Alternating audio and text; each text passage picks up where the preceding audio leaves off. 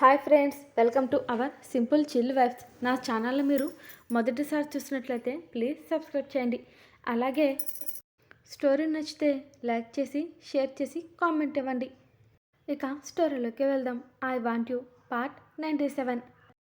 అన్నీ rose plants కావడంతో గులాబీల గుబాలింపు ఆద్య ముక్కు పుట్టాలని తాకి ఆమె మనసుని మరింత ఆహ్లాదంగా మారింది.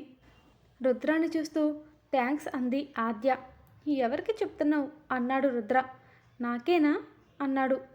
హా, మీకే, మీకు కాకుండా నేను ఇంకెవరికి చెప్తాను అంది ఆద్య. హో, నాకు థ్యాంక్స్ చెప్పాలి అని ఉందా నీకు? అయితే నాకు చెప్పే పద్ధతి ఇలా కాదనుకుంటా అన్నాడు రుద్ర అతని ఫింగర్స్తో ఆమె కింద పెదవిని నలిపేస్తూ. అతని ఇంటెన్షన్ ఏంటో అర్థమైన ఆద్యకి అది ఇప్పుడు కాదు, దానికి ఇంకా టైం ఉంది అంది ఆద్య. ఇంతలో ఆరాధ్య రుద్ర కోసం పరిగెత్తుకుంటూ వచ్చి, లవ్ యూ నాన్న, నాకు ఈ సర్ప్రైజ్ చాలా నచ్చింది అంటూ రుద్ర బొగ్గకి ముద్దు పెట్టి రుద్ర తేరుకునే లోపల తుర్రుమని పారిపోయింది ఆరాధ్య. ఆరాధ్య చేసిన పనికి చిన్నగా నవ్విన రుద్ర వాళ్ళకన్నా ముందే అరేంజ్ చేసిన స్పెషల్గా చేసిన ఫుడ్ని ఆరాధ్యకి ఫీడ్ చేయడానికి ఆద్య వెళ్తుంటే ఆపేసిన రుద్ర ఆరాధ్యని పిలిచి అక్కడే ఉన్న స్ప్రింగ్ ఉయ్యాలలో కూర్చోబెట్టి తానే ఫీడ్ చేశాడు. ఇష్టంగా కష్టంగా ఉన్నా సరే రుద్ర పెట్టిన ఫుడ్ మొత్తం తినేసింది.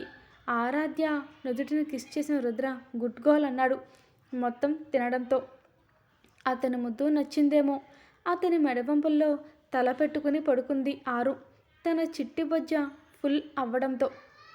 రుద్రగారు, చిన్ను పడుకుంది, మనం వెళ్ళిపోదామా అంది ఆద్య. నీ ఇష్టం, నీకు ఇక్కడ ఉందామంటే ఉందాం, లేదు అంటే వెళ్ళిపోదాం అన్నాడు రుద్ర. ఆహా వద్దు, ఇక్కడ వెళ్ళిపోదాం, ఉండాలని నాకు అస్సలేదు ఇక్కడ. తెలీదు కానీ ఏదో జరుగుతుంది రుద్ర గారు, కానీ నాకెందుకో అసలు ఏది సరిగ్గా అనిపించట్లేదు. నా మనసు ఎందుకో కంగారు పడుతుంది. మనం ఇలా క్వాలిటీ టైం స్పెండ్ చేయడం నచ్చుతున్నా ఏదో మూల నాకు అన్కంఫర్టబుల్గా ఉంది అంది ఆద్య రుద్రతో.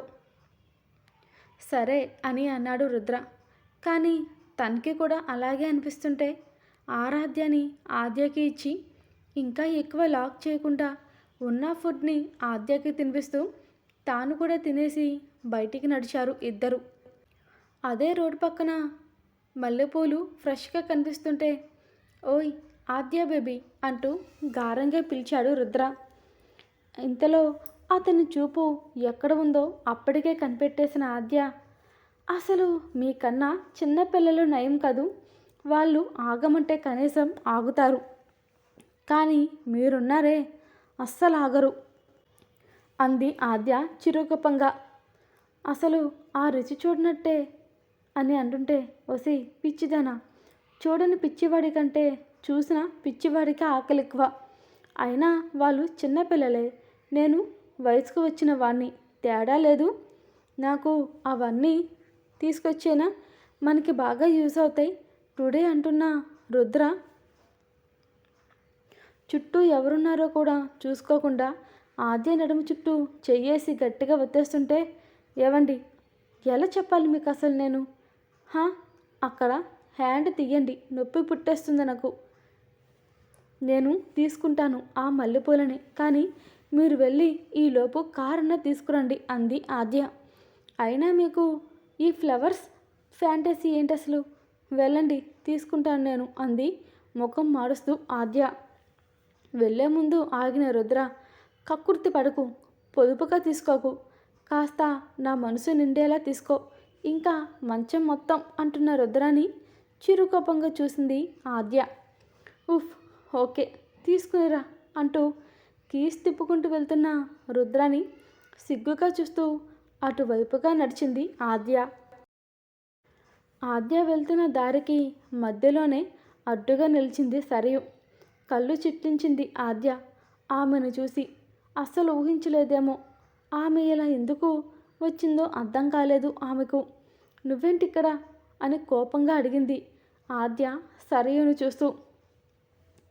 బాగా సుఖపడుతున్నావా? వాడు ఇచ్చే వెచ్చని కౌగిలిలో సుఖంగా ఒదిగిపోతాను అనుకున్నా.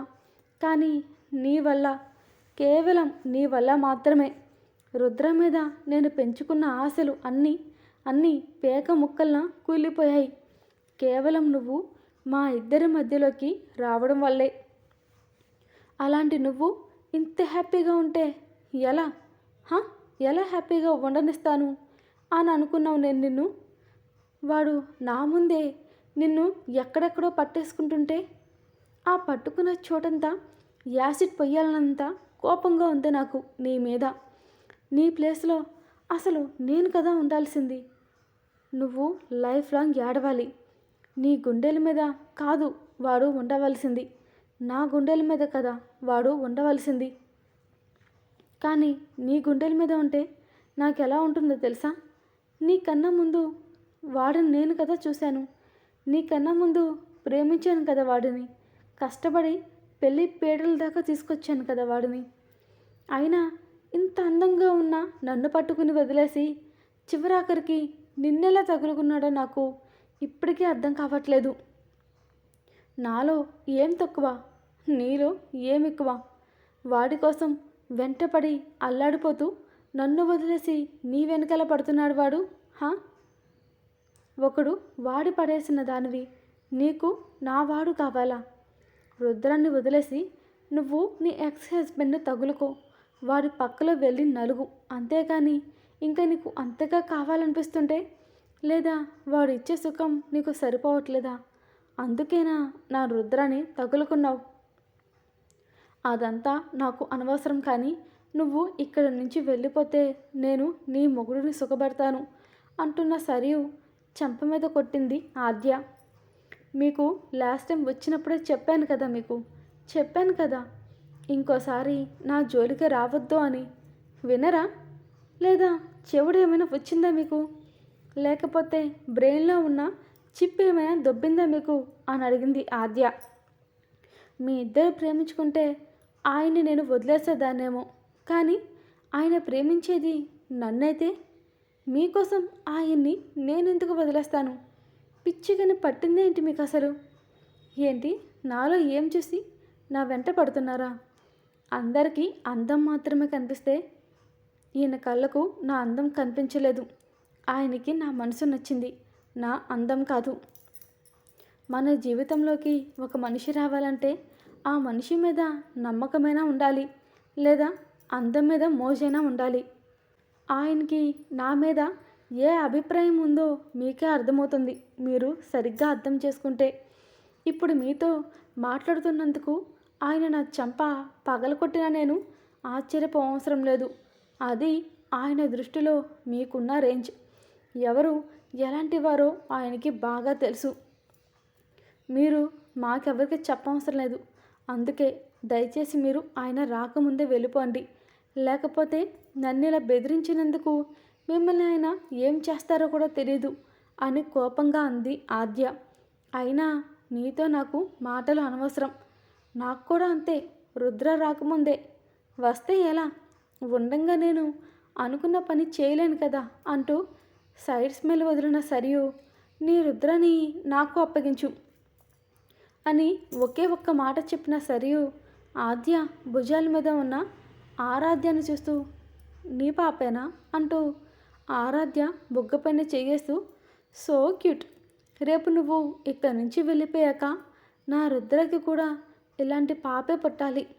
ఆ పాప పుట్టేలోపు వాడి కౌగిలిలోకి చేరి వాడి నుంచి వచ్చే సుఖాన్ని పూర్తిగా అనుభవించాలి నేను అని సరియు అంటుంటే, పిచ్చేమైనా పట్టిందా మీకు? నేనెందుకు వెళ్తాను రుద్ర గారిని విడిచి అంది ఆద్య కోపంగా. నేను చెప్పాను కదా నువ్వు విడిచిపెట్టి వెళ్ళిపోతావని. మళ్ళీ చెప్తుంటే అదే మాట మాట్లాడతారండి మీరు అసలు. నా ప్రాణం పోయినా సరే ఆయన్ని విడిచిపెట్టి నేను దూరంగా వెళ్ళను. మీరు ఏం చేస్తారో చేసుకోండి. మీ గురించి ఇప్పుడే నేను రుద్ర గారికి చెప్తాను అని ఆద్య రుద్ర కోసం వెనక్కి తిరిగి చూసేలోపు సరియు ఆద్య భుజం మీద ఉన్న ఆరాధ్యాన్ని ఎత్తుకుని ఆద్యాని వెనక్కి ఒక తోపు తోసేసరికి ఆద్య వెళ్ళి డైరెక్ట్గా స్టోన్కి తగిలి బ్లడ్ చిందింది. సరియు చటుక్కున కార్ డోర్ ఓపెన్ చేసి ఆరాధ్యని లోపల వేసి కూర్చుంది. అంతే, క్షణాల్లో ఆ కార్ అక్కడి నుంచి మాయమైపోయింది. దీంతో ఆద్యకి జరిగిందేంటో అర్థమవుతున్నా ఆమె బ్రెయిన్ రిసీవ్ చేసుకోలేక పిచ్చి పట్టినట్టు అయిపోయింది. కానీ ఆ కారుతున్న బ్లడ్కి, ఆ వస్తున్న నొప్పికి, ఆరాధ్య గురించి పడుతున్న కంగారుకి, తట్టుకోలేని ఒత్తిడికి వెంటనే స్పృహ తప్పింది ఆద్య రుద్ర వచ్చేలోపు. చుట్టూ చూస్తున్న అతనికి ఆద్య ఏమైందో ఎక్కడుందో కనిపించలేదు. అనుకోకుండా అతని చూపు ఓ చోట స్ట్రక్ అయిపోతుంటే ఫాస్ట్గా కారు దిగిన రుద్రకి ఆద్య రక్తపు మడుగుల్లో కనిపించింది అతని కళ్ళకి. కంగారుగా కారు దిగి వెళ్తూ ఆద్య దగ్గరికి చేరిన రుద్ర, హే ఏమైందే అను కంగారు పడిపోతూ రుద్ర ఆద్య చంపల్ని తడుతున్న స్పృహలోకి రాలేదు ఆమె. అంతకన్నా ముందు ఆరాధ్య ఎక్కడ కనిపించకపోతుంటే అతనికి మైండ్ మొత్తం 1 సెకండ్ బ్లాంక్ అయిపోయింది. అంతకన్నా ముందు ఒళ్ళంతా షివరింగ్ వస్తుంది అతనికి. అతన్ని నమ్మి కదా ఇక్కడ దాకా వాళ్ళు వచ్చింది. కానీ అతనేం చేశాడు? అతని నిర్లక్ష్యానికి కాదా ఇప్పుడు జరిగింది? అతని మనసులో లేదు ఇప్పుడు ఈ క్షణం రుద్రకి. హే ఆద్య లే అంటున్నా ఆమెలో అసలేమాత్రం చలనం లేకపోతుంటే గబుక్కున ఆమెను లిఫ్ట్ చేసి కారులో పడుకోబెట్టి అడ్జస్ట్ చేసిన రుద్ర వాళ్ళు ఉండే ప్లేస్కి కాస్త దగ్గరగా ఉండే హాస్పిటల్కి వెంటనే తీసుకుని వెళ్ళాడు రుద్ర. హాస్పిటల్ లోపలికి కూడా కంగారుగా స్ట్రెచ్చర్తో కాకుండానే అతని చేతులతోనే తీసుకుని వెళ్ళాడు రుద్ర ఆద్యాని. ఆ వచ్చిన డాక్టర్స్ కూడా వాళ్ళ పరిస్థితిని అర్థం చేసుకుంటూ, సార్ మీరు ఇక్కడే ఉండండి, మేము చూస్తామని చెప్పి రుద్రాని డోర్ బయట ఆపేసరికి నిస్సత్తువుగా అదే హాస్పిటల్ కారిడార్లో కూర్చున్నాడు. అతని చైర్లో కూర్చుంటూ మోచేతికి తల ఆనించి, ప్రశాంతంగా ఉన్న వాళ్ళ జీవితంలోకి సునామీలా వెళ్ళానా? అసలు అక్కడ ఏం జరుగుతుందో? చుట్టూ నిండుకున్న చీకటికి ఎవరు ఏం జరిగిందో కూడా చెప్పలేరు అనుకున్న వెంటనే రుద్ర కళ్యాణ్కి ఫోన్ చేసి వెంటనే అసలు ఏం జరిగిందో కళ్యాణ్కి చెప్పి ఆ ఏరియాలో ఉండే సీసీ ఫుటేజ్ పంపమన్నాడు. వాళ్ళ మిస్ అయిన టైంని చెప్పిన రుద్ర ఆ కాసేపటికి ఫోన్కి వచ్చిన నోటిఫికేషన్ ఓపెన్ చేసి చూశాడు. అంతే, అతని కళ్ళు కోపంతో ఎర్రిపెక్కుతున్నాయి. ఏం చేస్తే అసలు ఆ సర్వీస్ చేస్తుంది తన చేతిలో అన్నంత కోపం ఉంది ఇప్పుడు రుద్ర ఫేస్లో. ఆద్యకి హెడ్ మొత్తం బ్లడ్తో తడిచిపోయేసరికి అతనికి ఊపిరి ఆడట్లేదు. అతను ఉండంగానే ఇలా జరుగుతుంటే అతని గుండె తట్టుకోలేకపోతుంది. ఆద్య గురించి ఎంత బాధగా అయితే ఉందో, లైట్ తీసుకుని వదిలేసిన సరియు మీద కూడా అంతే కోపం ఉంది. అతని కోపం మీటర్ దాటేసింది ఆమె విషయంలో. హాయ్ ఫ్రెండ్స్, స్టోరీ నచ్చితే లైక్ చేయండి, కామెంట్ ఇవ్వండి, అలాగే హైప్ కూడా ఇవ్వండి. మీరు ఇచ్చే లైక్స్ బట్టే నా ఛానల్ గ్రోత్ అవుతుంది. సో ప్లీజ్ అందరూ అర్థం చేసుకుంటారని అనుకుంటున్నాను. ఈ మధ్యన లైక్స్ ఇవ్వమని అడుగుతున్నాను. లైక్స్ ఇస్తేనే కదా నా వీడియో వేరే వాళ్ళకి కూడా అప్రోచ్ అవుతుంది. సో ప్లీజ్ అందరూ అర్థం చేసుకోండి. And thank you watching for this video.